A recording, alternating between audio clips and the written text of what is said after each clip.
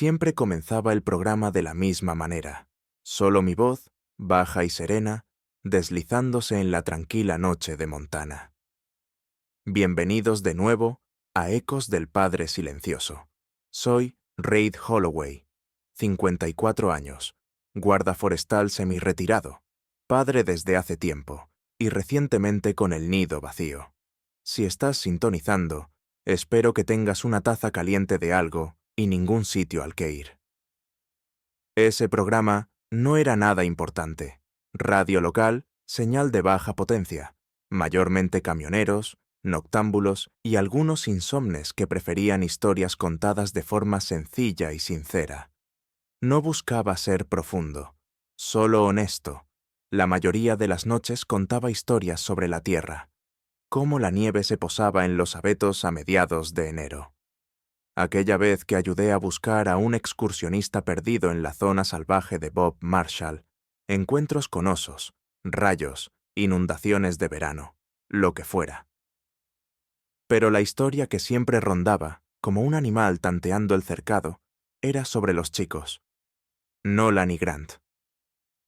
Nunca tuve la intención de ser padre. No de verdad. Delia y yo hablábamos de tener hijos, pero siempre quedaba para después. Después de su primera novela. Después de que me transfirieran a otra estación.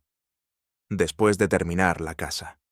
Ese después se estiró tanto que al final se rompió. Se fue cuando Nolan tenía 5 años y Grant 3.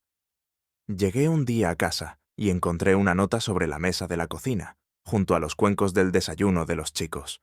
Reid, los quiero, de verdad, pero esto no es para mí. Pensé que podía ser madre. No puedo, no intentes buscarme. Sin explicaciones, sin despedida. El condado dijo que técnicamente ahora eran niños de acogida, aunque ella fuera su madre biológica y yo solo el padrastro. Sin derechos legales, sin lazos de sangre. Solo 10.000 momentos que nos unían más que cualquier ADN. Había estado allí desde la primera visita de Nolan a urgencias por un corte en la barbilla, y cada noche desde que Grant pudo juntar 2 frases. Así que luché.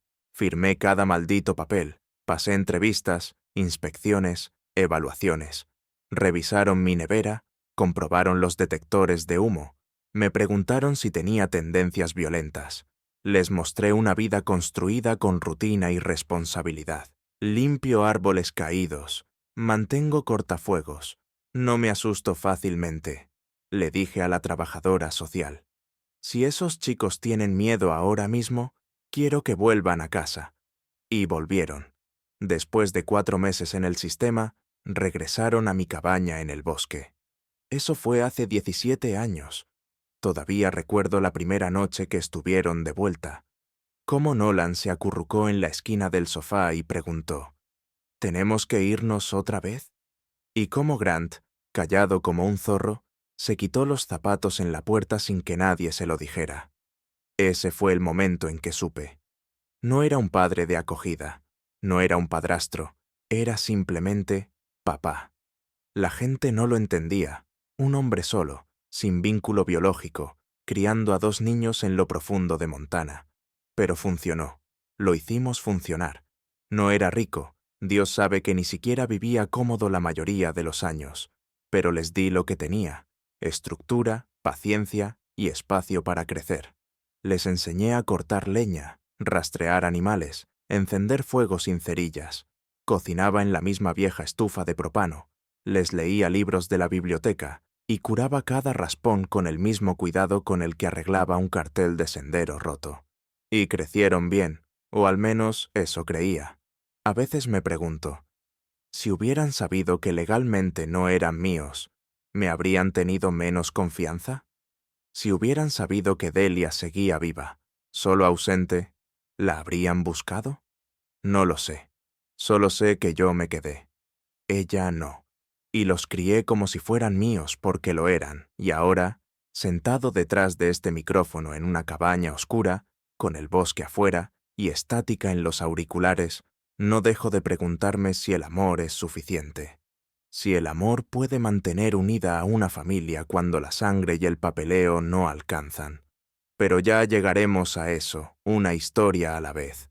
Cuando los chicos aún eran pequeños, trabajaba lo que aquí se conoce como el turno del guardabosques, desde el amanecer hasta que oscurecía tanto que ni los osos hacían ruido.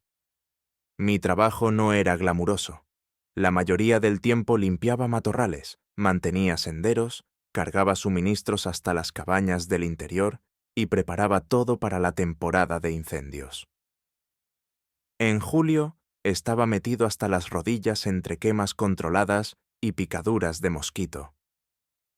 En enero rompía hielo en accesos remotos y reparaba puentes arrasados con un martillo congelado. Era un trabajo duro, largo, a veces solitario, pero me daba propósito, y le daba a Nolan y a Grant algo que la mayoría de los niños ya no tiene: una estabilidad tranquila. Nunca modernicé mi vida. Misma cabaña, misma chimenea de tubo, la misma camioneta Ford del 88 que tose como perro viejo en invierno. Mis botas llevaban 3 resolados, y la estufa de leña estaba remendada con cinta ignífuga. Cada vez que lograba ahorrar algo, me hacía la misma pregunta: ¿qué necesitan los chicos? Cuando eran pequeños, la respuesta era sencilla: ropa que les quedara, comida suficiente, juguetes, a veces, aunque no los caros. La mayoría los hacía yo mismo. Una vez le tallé a Grant una flota entera de camiones de madera. Le construí a Nolan un planeador con goma elástica que llegó a volar durante 20 segundos. Nunca pedían mucho. Tal vez entendían desde temprano lo que cuestan las cosas, o tal vez simplemente sabían que no debían pedir. Pero yo me propuse darles más que lo justo. Los eduqué en casa durante 2 años en una época difícil. Cancelaron las rutas de autobús escolar, y no iba a dejar que caminaran 10 kilómetros entre nieve de montaña. Les enseñé álgebra tallando números en cortezas. Hacíamos biología en el campo, biología real, no de libro. Recuerdo a Grant diseccionando una trucha con precisión quirúrgica, mientras Nolan dibujaba los huesos de una marta congelada que habíamos encontrado cerca del cobertizo. Eran brillantes, tanto que a veces me daban miedo, más listos de lo que yo había sido nunca, incluso con todos los manuales y cursos de guardabosques que había memorizado con los años. Cuando llegaron a secundaria, supe que ya no podía darles todo lo que necesitaban académicamente. Así que tomé una decisión. Vendí uno de mis terrenos del límite, 2 acres cerca de la vieja cerca, y puse ese dinero en una cuenta bloqueada. Lo usé para matricularlos en un internado en Missoula. No era de lujo, pero sí especializado. Lo llamaban formación técnica, aprendizaje por proyectos, con aplicaciones reales. No era barato. Tomé cada turno extra que pude. Hice inspecciones de senderos en días festivos. Trabajé en Nochevieja vigilando riesgos de avalanchas. Reparé puentes antiguos los fines de semana. Pasé 3 veranos cercando tierras ganaderas con alambre de púas para ganar algo más. Incluso trabajé quitando nieve en el pueblo durante los peores inviernos.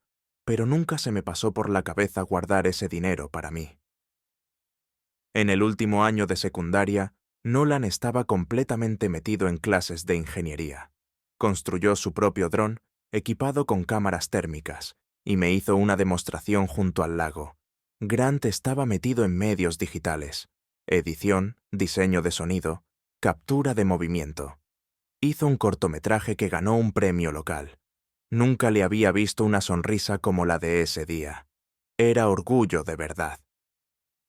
Recuerdo recibir sus boletines escolares por correo y leerlos a la luz de una linterna. La vista ya me fallaba, y la letra era pequeña, pero me quedé allí hasta grabar cada palabra en la memoria. No le conté a mucha gente lo que estaba haciendo. Los del pueblo pensaban que vivía de la pensión de guardabosques, o quizá que me había ganado alguna lotería del bosque. Que pensaran lo que quisieran. La verdad era que seguía comiendo en los mismos platos de hojalata que tenía desde el 93. Seguía remendando mis vaqueros con cinta adhesiva cuando se rompían. Seguía caminando hasta la tienda del pueblo en lugar de arreglar la bomba de combustible rota de la camioneta. porque ese dinero, ese sueño, era para ellos. A veces entraba a su habitación vacía y me quedaba ahí, simplemente mirando. Las camas gemelas, aún bien hechas. Las estanterías llenas de libros y trofeos. El trípode de la cámara de Grant apoyado en la pared. Los viejos cohetes modelo de Nolan acumulando polvo en un rincón. No me arrepentía de ni un solo sacrificio. Pero incluso entonces, una voz en mi cabeza empezó a hacer preguntas que no quería contestar. ¿Qué pasa cuando se van de verdad? ¿Cuando todo lo que hiciste no basta para que se queden cerca? Lo sacudía de mi mente. Me decía que estaba exagerando. Los había criado bien. Les había enseñado decencia, esfuerzo, cómo sobrevivir en un mundo que no siempre cede. Estaba seguro de que lo recordarían. Estaba seguro de que me recordarían. La primera vez que volví a ver a Delia, llevaba unas botas de ciudad que probablemente costaban más que mi camioneta. Cuero brillante, tacones afilados, el tipo de calzado que no dura ni 5 minutos sobre grava. Estaba de pie frente a mi cabaña como si acabara de salir de una revista. Pelo perfecto, piel impecable, una sonrisa tensa sobre dientes demasiado blancos para ser naturales. «Hola, Reed», dijo, como si fuéramos viejos amigos reencontrándose en la cooperativa. ¿Cuánto tiempo? Una forma suave de decirlo. Llevaba casi 16 años sin verla, y ahora estaba allí, al borde de mi porche, con un café en la mano que claramente no era de ningún sitio cercano. A su lado estaba Clive. Clive era de esos tipos que usan trajes que no se arrugan y colonia que se huele antes de que entre en la habitación. Me dio uno de esos apretones de mano que parecen un comunicado de prensa. Pulido, superficial, sin sentido. «He oído mucho sobre ti», dijo. «Tengo ganas de conocer a los chicos». No sabía qué me enfadaba más, que los llamara «los chicos», como si fueran nuevos clientes, o la manera en que Delia le sonreía mientras lo decía. No se quedaron mucho. Dijeron que solo estaban de paso en un viaje por el oeste. Solo con escuchar eso, supe todo lo necesario. Gente como Clive no va de paso. Lo planifican, lo estudian, lo calculan. Vi su coche, un Tesla negro reluciente con matrícula personalizada, deslizarse por mi camino de tierra, las ruedas apenas haciendo ruido. Me quedé allí mucho después de que el polvo se asentara, con el aire oliendo a ozono quemado y algo amargo. Nolan y Grant fueron educados cuando les conté que su madre había venido. Educados en esa forma tensa que deja claro que hay más debajo de la superficie. «Ah», dijo Nolan, mirando la pantalla de su móvil. «Guay, supongo». Grant asintió. «Me escribió el mes pasado. Quería almorzar cuando estemos en Seattle». Lo miré fijamente. «¿Y no pensaste en decírmelo?» Se encogió de hombros. No sabía si iba a pasar, pero pasó. Y luego siguió pasando. Al principio eran mensajes, almuerzos, alguna videollamada. Luego Clive se metió. Empezó a mentorear a Nolan, revisando sus prototipos, conectándolo con incubadoras tecnológicas de la costa. Invitó a Grant a cócteles de empresas de medios. Le habló sobre branding narrativo y monetización multiplataforma. Palabras que para mí no significaban nada, pero que hacían brillar los ojos de Grant. Intenté mantenerme al margen. Me dije que era bueno para ellos hacer contactos, conocer más mundo. Pero algo cambió, poco a poco, como la podredumbre en un árbol. Al principio no se nota, hasta que un día todo se cae con la tormenta. Las llamadas se hicieron menos frecuentes, los mensajes más cortos. Empezaron a hablar de mí en pasado. Sí, cuando vivíamos allá arriba. Papá solía hablar de cosas así. Solía, y luego vino el viaje de caza. Lo planifiqué con 6 meses de antelación, un fin de semana entero en las Bitterroots. Solo los 3, como antes. Liberé mi agenda, puse a punto la camioneta, preparé el campamento donde solíamos freír truchas y dormir bajo las ramas de los pinos. Incluso encontré los utensilios marcados con sus nombres cuando tenían 12. 3 días antes de salir, Nolan llamó. Oye, papá, dijo con voz apresurada. Esto es un poco incómodo, pero no voy a poder ir. Clive me consiguió un lugar en una cumbre tecnológica en Los Ángeles. Es algo importante. Esperé. No dijo nada más. ¿Grant sí va? Pregunté. Nolan dudó. En realidad, él también vuela. Lo invitaron a una cena de presentación para una beca de cortometraje. Clive movió algunos hilos. Claro, dije. Por supuesto que lo hizo. Colgué antes de decir algo de lo que me arrepintiera. Luego conduje hasta el lago igual. Me senté al borde de la fogata solo, tomando café negro en una taza de hojalata descascarada, mirando el agua brillar como vidrio roto. Esa noche dejé atrás sus utensilios. Los enterré bajo las brasas, como una cápsula del tiempo que nadie iba a venir a reclamar. Se estaban alejando. No, los estaban arrastrando, hacia un mundo que parecía más brillante, más rápido, más fácil, el mundo de Clive. Y yo solo era el viejo del bosque. El prólogo. El antes, en la comparación. Una parte de mí quería gritar. La otra simplemente se quedó allí, en silencio, escuchando el sonido de algo antiguo y pesado partiéndose, lento y constante, como un tronco que finalmente se rinde y se parte en dos. La llamada llegó un martes por la tarde, justo después de que terminara de partir leña detrás de la cabaña. Me dolía la espalda, tenía las manos rígidas, pero sentía esa calma que llega al terminar bien un trabajo. Me acababa de sentar con un termo de estofado recalentado cuando el teléfono vibró sobre la encimera. Nolan. Sonreí sin pensar. Apreté el botón verde. Hola, hijo. Papá. Su voz estaba tensa, no apresurada, no casual, tensa como una cuerda sosteniendo algo demasiado pesado. ¿Qué pasa? Hubo una larga pausa. Pude oírlo respirar, esa inhalación lenta que conocía bien, la que anuncia que viene algo que no quiere decir. Hoy hablé con mamá, y Clive estaba ahí. No dije nada, solo esperé. Ella mencionó algo raro, sobre la adopción, que tal vez hubo algunas irregularidades. Parpadeé. ¿Irregularidades? Sí, como que quizá algún documento no se presentó bien. Clive dice que lo ha visto antes. Protocolos desactualizados, archivos rurales, cosas así. Dice que puede ayudarnos a revisarlo, solo para estar seguros. Apreté la mandíbula hasta que me dolió. ¿Crees que tu adopción no fue legal? No dije eso, respondió rápido Nolan. Solo que Clive se ofreció a patrocinar una revisión legal, y quizás, dependiendo de lo que se encuentre, consideraríamos, no sé, una readopción como adultos, por temas de herencia, estructuración de fideicomisos. Me reí, no fuerte, solo una risa corta y seca. ¿De eso se trata esto? ¿De herencias? No es así, dijo enseguida, ya a la defensiva. Es solo que, mira, ahora es todo más complicado. Clive y mamá quieren asegurarse de que todo esté en orden. Él tiene abogados. Oh, seguro que sí los tiene. Esa noche no dormí. Me levanté antes del amanecer y bajé la caja fuerte de acero del estante del armario.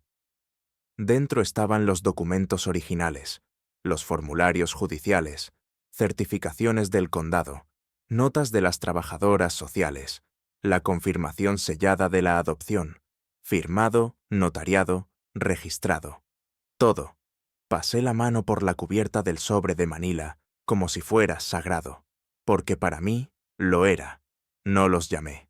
No mandé mensajes. Esperé hasta su próxima visita, 2 semanas después. Iban de camino a algún evento en Bozeman. Dijeron que podían pasar para almorzar. Llegaron en un coche de alquiler, algo elegante, extranjero. Llevaban abrigos entallados, botas modernas. Ahora eran chicos de ciudad. No me molesté en preparar estofado ni sándwiches. Solo puse el sobre la mesa, entre los tres. ¿Qué es esto?, preguntó Grant, frunciendo el ceño. Los registros, dije. Todo. Documentos de adopción, verificaciones de antecedentes, evaluaciones. Todo. ¿Quieres saber si fui tu padre legal? Ahí lo tienes. Lo abrieron. Pasaron las hojas. Grant hojeó rápido. Nolan fue más lento, leyendo, asintiendo levemente, con una expresión que no pude descifrar. Pero luego se recostó, mirando al techo. Clive dijo que la validación digital ha evolucionado mucho, que los archivos rurales de principios de los 2000 pueden tener vacíos.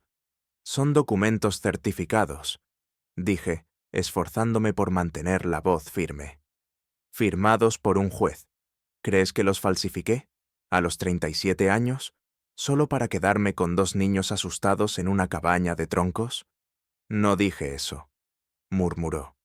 Entonces, ¿qué estás diciendo? Nolan se frotó las manos, sin mirarme a los ojos. Clive solo quiere que todo esté claro. Si eventualmente vamos a heredar a través de su fundación, tiene que estar formalizado. Formalizado, repetí. ¿Quieres un nuevo certificado, un nuevo padre? Ambos se estremecieron. Fue la primera vez que Grant levantó la vista. No se trata de reemplazarte, dijo. Se trata de estructura. Me quedé allí, con los brazos cruzados, observando a los 2 chicos que crié, los mismos a los que enseñé a tallar madera, a usar una brújula, a seguir el musgo si se perdían, a hablar de mí como si fuera un tecnicismo, como si fuera un trabajo temporal del que se olvidaron fichar la salida. ¿Saben qué recuerdo? Dije al fin, en voz baja. El día que me dieron la custodia, después de la 4ª inspección, ustedes dormían en el asiento trasero, y la trabajadora social me entregó la orden firmada. Me estacioné en el aparcamiento de la estación forestal. Ni siquiera saqué las llaves. Solo me senté ahí y lloré. Ninguno dijo nada. No porque tuviera miedo, no porque fuera difícil, sino porque nunca en mi vida había sentido tanto orgullo. Toqué el sobre. Pero si quieren otro nombre en sus papeles, adelante. Imprímanlo, enmárcalo. Quizás él lo cuelgue en el yate. No respondieron. Solo recogieron el sobre y se fueron. Me quedé en la puerta mucho después de que el coche desapareciera entre los árboles. Y ahí lo supe. No era solo por la influencia de Clive. Ni siquiera era por Delia. Era el momento en que eligieron la comodidad por encima de la verdad. Lo eligieron a él. No esperé mucho. Esa misma noche abrí mi portátil, viejo, abollado, con el panel táctil rajado, y entré a las cuentas bancarias que había mantenido para sus estudios, 2 fondos de ahorro, uno para herramientas de ingeniería y viajes de Nolan, otro para el equipo de edición de Grant, suscripciones de software y el alquiler en Spokane. Me quedé mirando esos saldos un buen rato, luego pulsé el botón de cerrar cuenta. La pantalla de confirmación preguntó, ¿está seguro? Lo estaba. La siguiente parada fue la cooperativa de crédito, donde había cofirmado el contrato de alquiler del apartamento de Grant. Entré con mi chaqueta de trabajo, aún oliendo a pino y diésel. Me senté frente a una cajera con cara de agotada y le dije con calma, «Quiero retirarme como avalista». Parpadeó, confundida. ¿Está seguro, señor Holloway? Usted es el cofirmante principal. Si se retira, el contrato podría quedar anulado, a menos que el segundo firmante califique por sí solo. Está bien, insistió. Podría afectar la situación del inquilino. Tal vez tengan que desocupar. Está bien, repetí. 1 hora más tarde, estaba de nuevo en la cabaña. Me senté a la mesa de la cocina, encendí la lámpara del escritorio y abrí mi correo. No caminé por la sala. No escribí borradores que luego borré. Solo lo escribí de un tirón. Asunto. De ahora en adelante, para Nolan Holloway, Grant Holloway. Han tomado una decisión sobre a quién consideran familia. Lo respeto. Por lo tanto, dejaré de subvencionar sus vidas adultas. Esto incluye fondos adicionales para estudios, apoyo para herramientas técnicas y equipo, cofirma de alquiler o asistencia con renta, seguros personales que he cubierto discretamente durante años. Con efecto inmediato, estos recursos quedan retirados. Ya son hombres. Confío en que sabrán avanzar por el camino que eligieron. Papá. Lo leí 2 veces antes de pulsar enviar.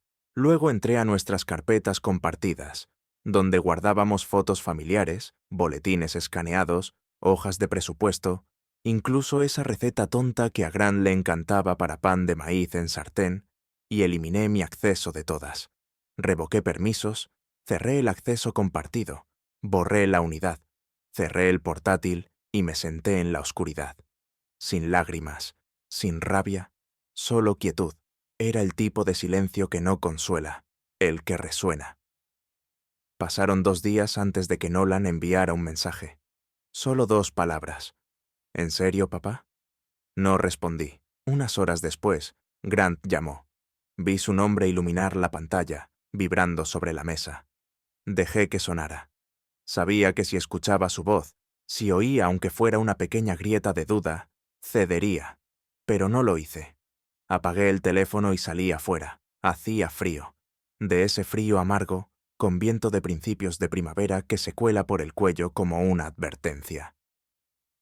Partí leña hasta que me ardieron los brazos, hasta dejar de pensar, hasta dejar de preguntarme si estarían hablando de mí en alguna oficina reluciente, tomando café, decidiendo si valía la pena arreglar las cosas, con el hombre que una vez les enseñó a afilar un cuchillo y limpiar un pez.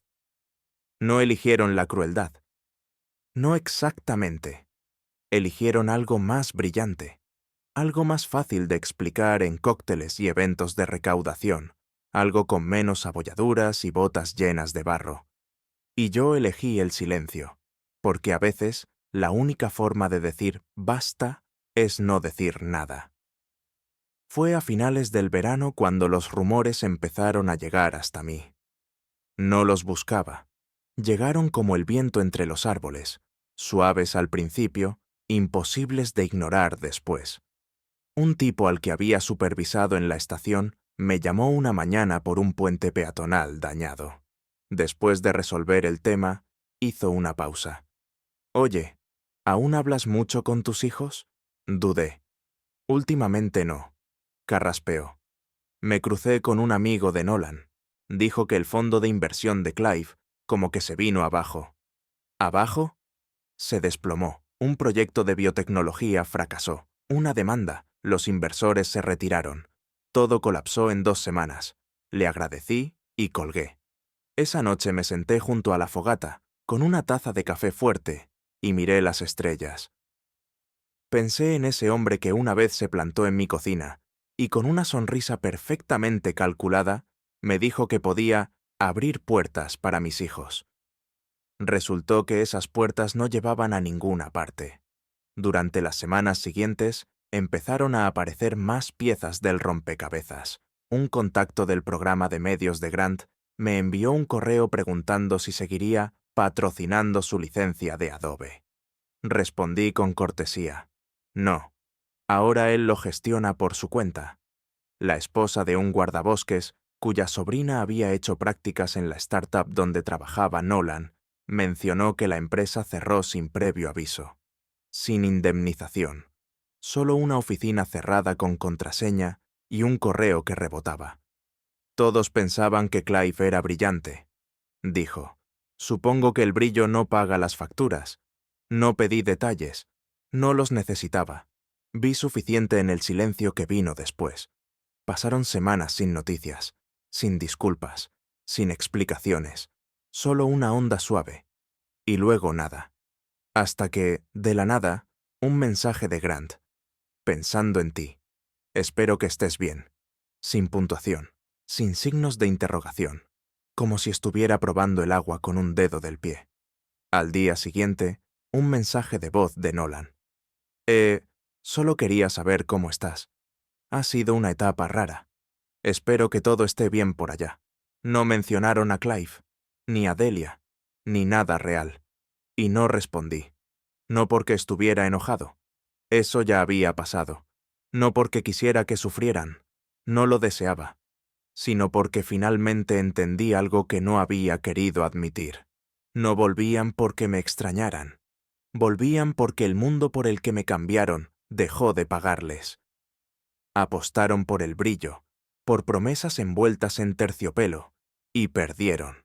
y ahora rondaban la vieja cabaña como hijos pródigos, esperando que la luz del porche siguiera encendida.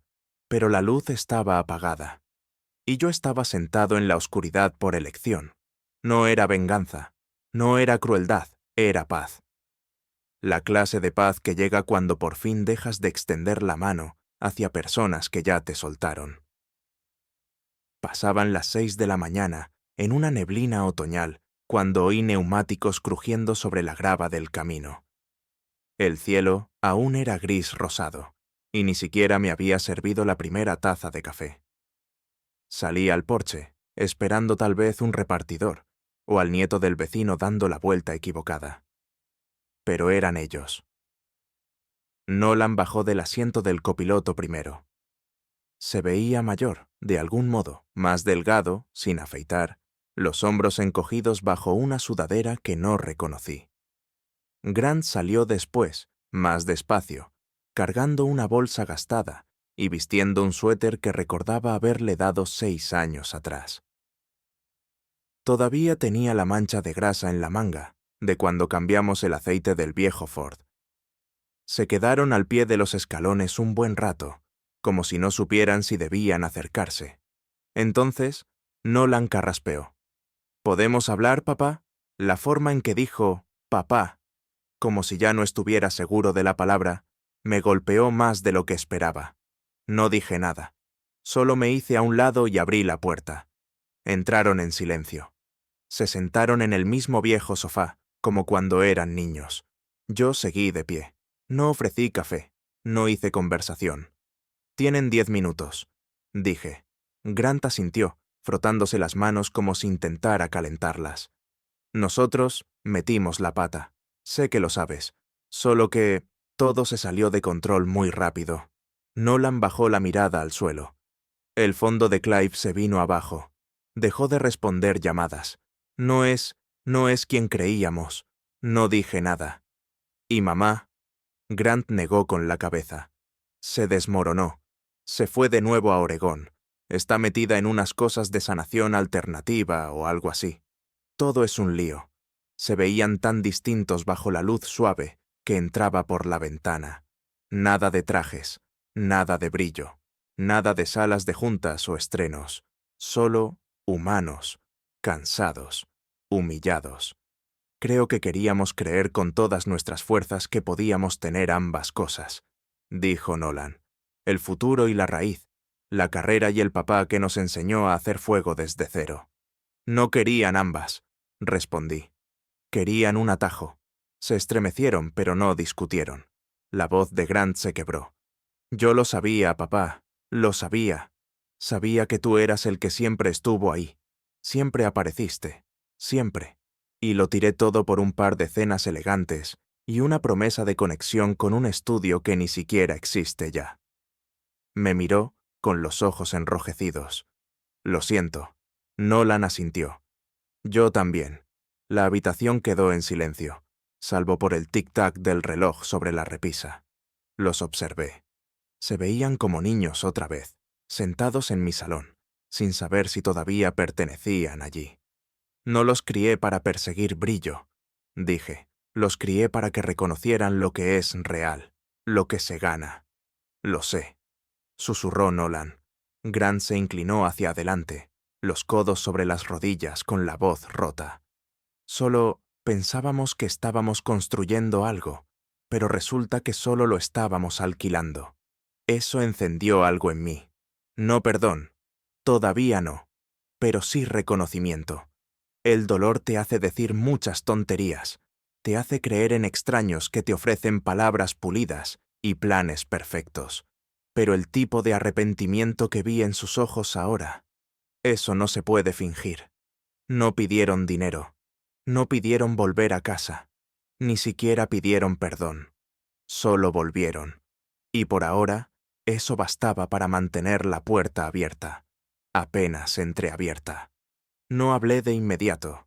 Los chicos seguían ahí sentados, encorvados hacia adelante como escolares esperando un regaño, los ojos subiendo hacia mí y bajando enseguida. El silencio se estiró tanto que pareció parte del cuarto. una respiración larga de quietud que ninguno de los dos sabía cómo romper. Finalmente, me senté en la silla frente a ellos, me recosté, crucé los brazos. Negaron una verdad legal. Dije, con la voz calmada, casi suave. Por una mentira fácil, porque sonaba moderna, eficiente, más sofisticada. No hablaron, ni se atrevieron. Me volví primero hacia Nolan. Dijiste que tal vez falsifiqué algo, que nuestra adopción pudo haber sido un problema de procedimiento, como si los años que pasé luchando por ustedes pudieran archivarse como errores menores. Nolan tragó saliva. No quise decir. Sí quisiste. Lo interrumpí. Lo quisiste lo suficiente como para decirlo. Lo quisiste lo suficiente como para dejar que Clive iniciara una supuesta revisión. Lo quisiste lo suficiente como para dudar de si yo pertenecía a la familia que construí desde cero. Me volví hacia Grant. ¿Y tú? Lo dejaste pasar. Dejaste que el nuevo esposo de tu madre, un hombre que ni siquiera sabía tu número de zapato, te pusiera un plato delante y lo llamara futuro. Fuiste a sus cenas, aceptaste sus invitaciones, sonreíste para sus cámaras, mientras fingías que yo era solo un capítulo que podías editar. Sus ojos se llenaron, pero no me detuve. Te borraste del viaje de caza, ignoraste mis llamadas. No dijiste nada cuando Clive llamó a mi vida no escalable. ¿Sabes qué significa esa palabra, Grant? Asintió. Apenas. Significa, no vale la pena expandir, no vale la pena invertir, no vale la pena mantener. Dejé que esas palabras reposaran en el aire. Luego me levanté y caminé hacia la chimenea. Saqué la vieja caja de lata del estante, la misma donde guardaba sus dientes de leche, las notas del jardín de infancia, las tarjetas de cumpleaños hechas con papel de colores y corazones torcidos. La coloqué sobre la mesa. Esto, dije, es lo que guardé cuando su madre se fue. Esto es lo que protegí cuando el Estado me dijo que ustedes no eran míos. Y esto, toqué la tapa, es lo que ustedes dejaron atrás sin siquiera parpadear. El rostro de Nolan se derrumbó, pero aún no había terminado. No se puede desechar a un hombre y luego volver solo, porque el brillo se apagó en otro lado. No pueden degradarme cuando les conviene y ascenderme cuando hace frío afuera. Retrocedí un paso, los brazos a los costados ahora. Ustedes ya no son mis hijos. Me miraron al unísono, como si no hubieran oído bien. Ustedes lo decidieron. Continué, con la voz pareja. El día que eligieron a ellos. El día que midieron la paternidad en activos, accesos y legados. El día que convirtieron mi amor en una línea dentro de un plan financiero. Nunca dejé de quererte, susurró Grant. Eso es lo fácil, respondí. Amar no cuesta nada si no te exige nada. El respeto, ahí es donde se paga el precio. Nolan se levantó lentamente. Vinimos a disculparnos, y los escuché. Dije, les di eso, pero una disculpa no reconstruye un puente. Solo reconoce los escombros. No discutieron. Esta vez, no. Los observé mientras se acercaban lentamente a la puerta. Grant dudó. Se dio la vuelta. ¿Hay alguna forma de volver? ¿Desde el borde? Pregunté. A veces, pero no cuando ya saltaste. Se fueron en silencio, cerrando la puerta detrás de ellos, y esta vez no me quedé en la ventana a verlos marcharse. Porque lo supe. Hay cosas que, una vez rotas, no están hechas para arreglarse. Están hechas para recordarse. Un año después, el ritmo de mis días volvió a sentirse suave, sin ruido, sin drama. Solo los sonidos en los que siempre confié.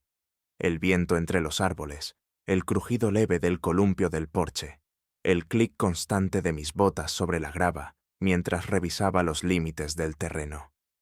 La paz no llega haciendo ruido, llega despacio, como la primera nevada, suave al principio, luego de golpe. No supe más de Nolan ni de Grant desde aquella mañana en que se marcharon. Tomaron en serio mis últimas palabras, y no los culpo. La verdad, cuando finalmente aterriza, no siempre invita a una respuesta. A veces solo se instala en el aire como el polvo. Mis mañanas seguían como siempre. Café, leña, mirar el tiempo.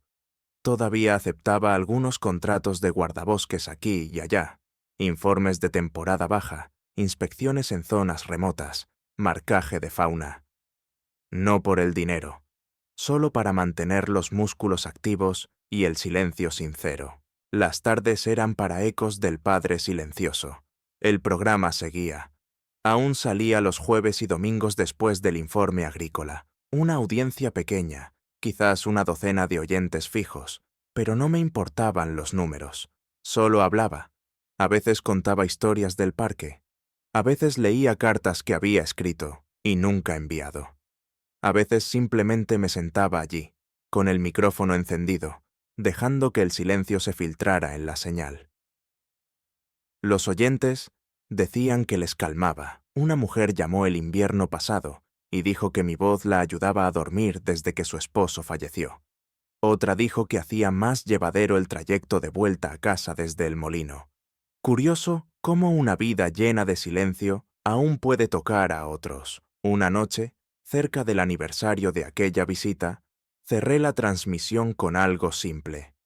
La gente cree que la paz se trata del perdón, dije, pero la paz es saber quién eres cuando nadie te está mirando. Es construir una vida que no necesita público, solo honestidad, solo raíces. Hice una pausa. Dejé que la estática llenara el espacio por un momento. Mis hijos eligieron su camino. Yo elegí el mío. Ese capítulo ya terminó. Clic. Apagué el micrófono. Esa noche bajé hasta el lago con una linterna, la misma que usaba cuando los chicos tenían miedo de la oscuridad. Me senté a la orilla y dejé que el frío se me metiera en los huesos, sin arrepentimientos, sin rencor, solo claridad. Ellos se habían ido, y yo me había quedado. Y a veces, esa es la historia. No una reunión, no una reconciliación, solo un hombre, solo en el bosque, finalmente en paz, con el silencio que siempre lo quiso más que cualquier persona.